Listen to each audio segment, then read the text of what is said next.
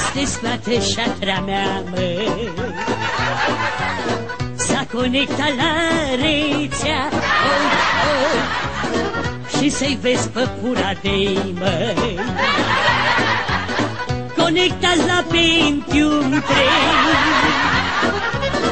Nu știe nici să vorbește. Nu știu să vorbește. Știu să vorbește. Nu știu să vorbesc. Știu să vorbesc. Nu știu cum să vorbește. Dar să-i vezi cum cetuiește, poate o să le folosește. Măi, domnule, măi, nu le mai trebuie friptură de când are tastatură. Nu mă trebuie friptură, că mi-am luat tastatură.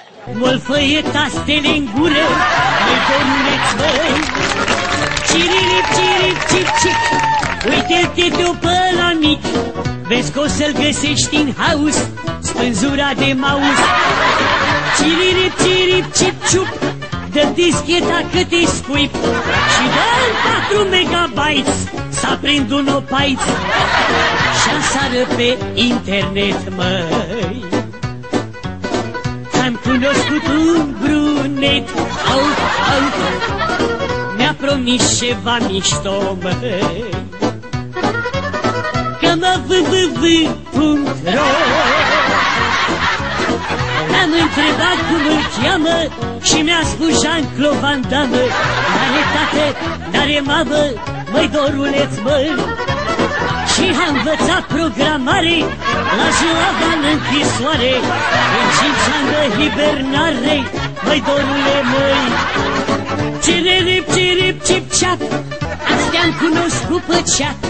Ți-am trimis lângă pupic și un virus mic. Cirip, cirip, cip-ceap, toată lumea în șatra mea are un program pe îngust denumit Windows. Când voi crește tu mai cop, măi, să te duci la Microsoft,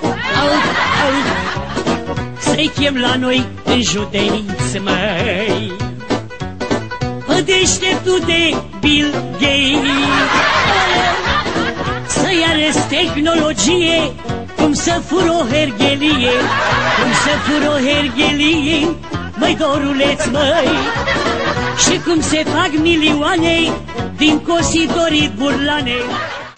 Lipesc cu costuri, cu spăituri.